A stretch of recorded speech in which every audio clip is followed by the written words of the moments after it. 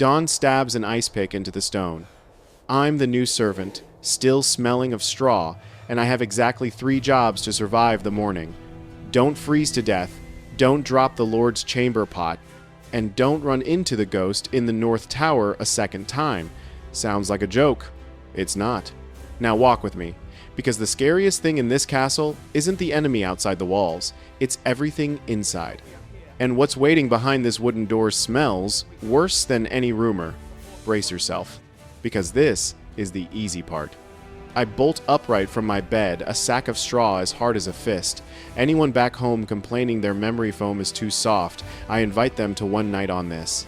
The straw stabs like needles, tiny bedbugs run a marathon on your back, and the cold from the stone shoots straight into your spine. The walls are thick as an oath, great at keeping everything out except the heat. This castle is a mega-sized refrigerator. I sleep in yesterday's clothes, not out of laziness, but because I want to wake up looking like a person, not a popsicle. An alarm clock? We have one. The kind that crows, screeches, and kicks doors. The kitchen rooster screams like the devil's got him by the throat. Then the castle's human clock, an old servant, storms the halls, yelling, "Up!" like we owe him blood. You thought there'd be a gentle chime? Gentle hasn't been invented here. Morning hygiene means the sword. No, the bucket of water, cold as pins. I bend over, splash it right in my face. The water hurts like a slap. No shower, no temperature control. Just you and your enemy. The bucket. Soap? We call it soap to be polite. Wood, ash, mixed with animal fat. Rub it on, and you smell like a campfire and a barn. The rich use olive oil soap that costs a whole sheep. I use the stuff that gets you clean by adding another layer of callus.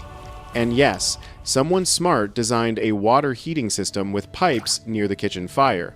The pipes were made of lead. Get clean, or get clean and slowly poisoned? Your choice. Nature calls. The garderobe, a toilet built into the wall, is just a hole looking straight down into the moat. The wind blows back up, and history, no, the smell of shit, hits you right in the face. They hung clothes next to it, believing the stench repelled moths. Medieval aromatherapy. No garderobe? You use the pot. And when you dump it out the window, the rule is to yell, "Gardes low," so people below can dodge. Water is just the polite term. Anyone downstairs a second too slow gets a hot golden rain. Are you eating breakfast while watching this? Sorry, there's more. Out in the hall, my feet sink into the floor, rushes our cheap-ass carpet. The top layer looks okay, but underneath is a year's worth of spilled food, mud, animal droppings, and things I can't name. Sometimes the steward scatters fresh herbs like lavender or meadowsweet to mask the odor. The result? It smells like flowers mixed with the truth, the reek of a giant compost heap fermenting right under your feet. And don't ask where the rats are. They're everywhere, chewing books, chewing shoes, chewing on your sleep. At night, they crawl across your face like you're their new favorite pillow. I pass a window, that's a nice word for it. It's really an arrow slit, narrow as a suspicious eye. It's stingy with light, but generous with the wind. Anyone asking for a sunrise view gets a bonus sore throat. These slits are great for shooting arrows, but for lighting a room, a cheap candle does better. Except candles are expensive. One candle costs a whole day's wages. If you're saving money, night means total darkness. Your ears do more work than your eyes. Sometimes you hear armor clinking by itself, like it's doing calisthenics. Trust me, you'd run too if you saw your own reflection in a shield. That knight who broke his sword screaming, "Demon!" is still the joke of the castle. The kitchen wakes up. Hot bread shoves its smell down the hall, dragging the scent of smoke, old grease, and yesterday's undumped trash. Breakfast depends entirely on where you sit at the long table. Sit near the Lord, the world is yours. Fresh bread, hot meat, rare fruit. Sit at the far end. You eat pottage, a stew of not quite rotten vegetables, boiled until they've forgotten their own names. Your plate is a thick slice of stale bread called a trencher. After you're done, the grease-soaked trencher is, by law, given to the poor. Are their teeth as strong as armor? I hope so. The salt cellar near the head of the table is a power symbol. I heard 2 knights drew swords just to move half a foot closer to the salt. Your modern Wi-Fi has nothing on medieval salt. What to drink? The castle well is great at collecting everything except clean water. The solution is small beer, so weak even the kids drink it. A medium-sized castle can chug a few thousand pints a day. The brewer is the real peacekeeper. Bad beer means civil war. You're probably thinking, beer for breakfast? Yes, because it's safer than the water. Don't try to be moral here. Your stomach will laugh in your face. Table manners aren't like in the movies. Forks are rare, knives are short, and hands are the main tool. The etiquette book literally warns, do not wipe grease on your beard. The fact that it's written down means it was happening. A lot.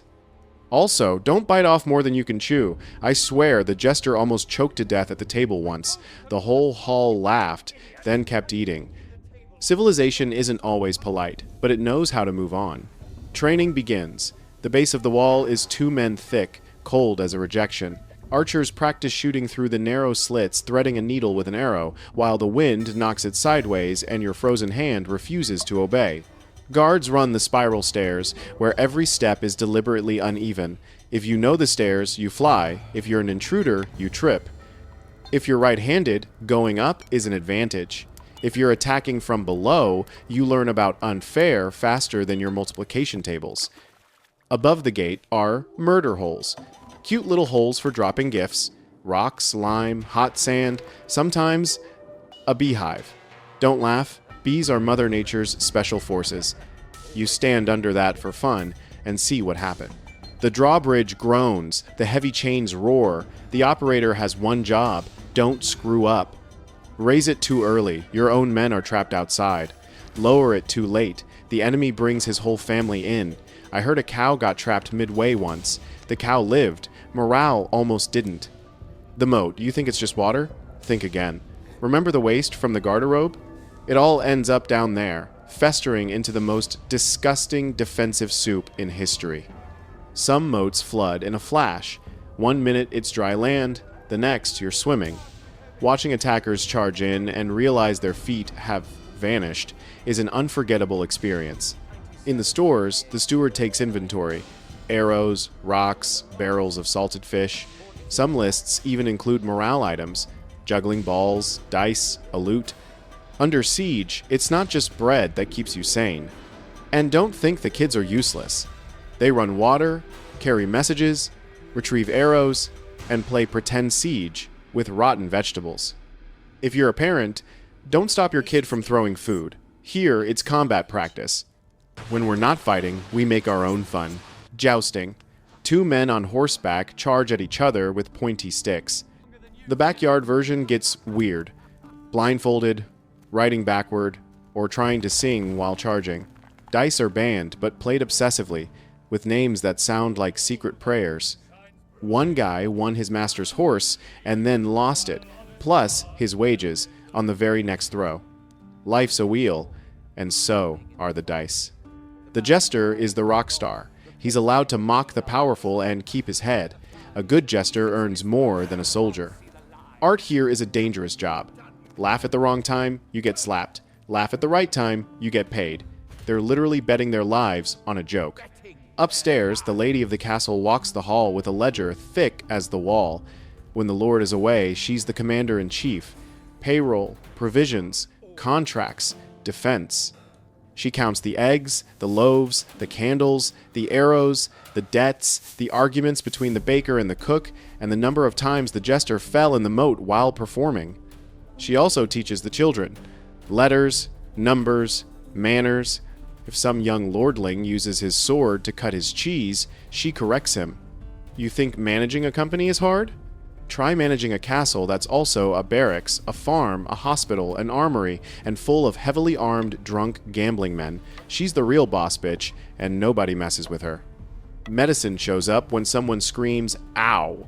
The physician opens his bag. Knives, potions, herbs, wine, weird powders, no real anesthesia, just booze and biting down hard. The philosophy is simple. Bloodletting balances the 4 humors. Feeling sleepy? Take some blood. Feeling too energetic? Also, take some blood. That potion of wine, honey, and herbs?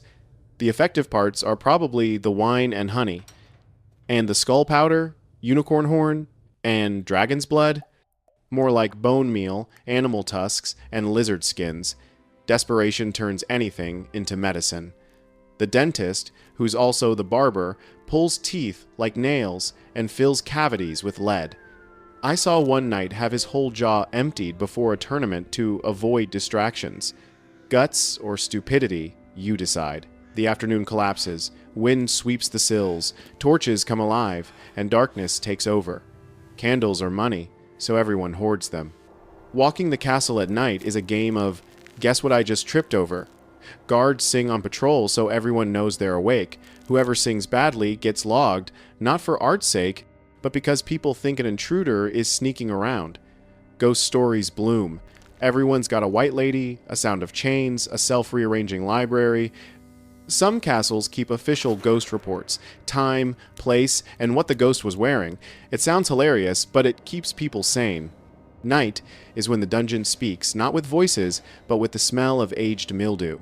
Cells are tight, walls wet as if they're crying. It's cold all year. There's a luxury tier for nobles, a small window, a chair, the rest gets stone and rats. Debtors are the regulars, locked up for piddly things, a haircut, a loaf of bread. The jailer is more like a sleazy hotel manager. His log is full of complaints. Jeff wants a softer pillow. William complains about the draft.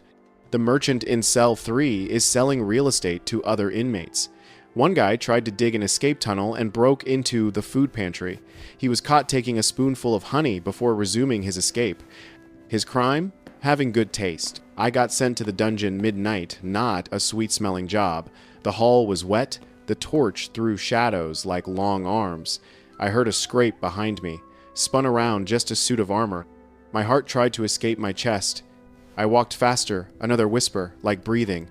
I held my breath, hugged the wall, passed the iron door, delivered the goods, and turned. A hand shot out from the bars, grabbed my wrist. It was warm.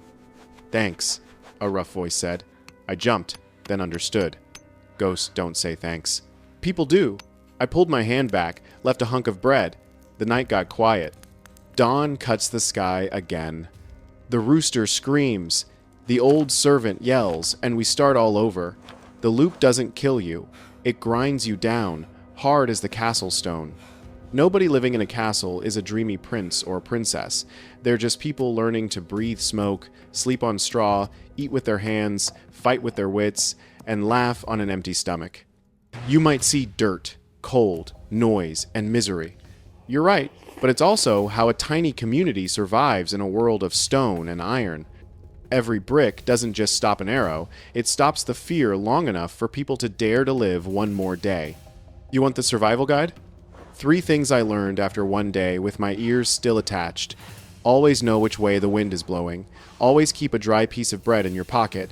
And always be nice to the brewer. Oh, and never, ever walk under someone's window in the morning after they've just eaten. Trust me.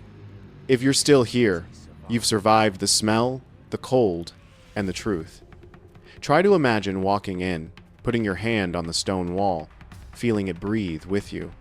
Could you survive one winter here when the wind cuts off your ears, the water freezes in the bucket, and candles are as rare as gold?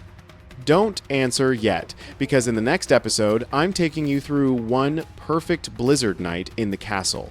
The draft screaming, the fires roaring, and the spiral stairs turning into a trap for fools. If you want to see how we stay warm with no central heating, how we keep food from the rats, and how we scare the ghosts back, hit subscribe. Drop a comment saying, "I'm ready for the castle," and share this with a friend who still thinks this life is a fairy tale. Hit the bell so you don't miss it. The storm is coming, and the next part will make you pull the covers over your head.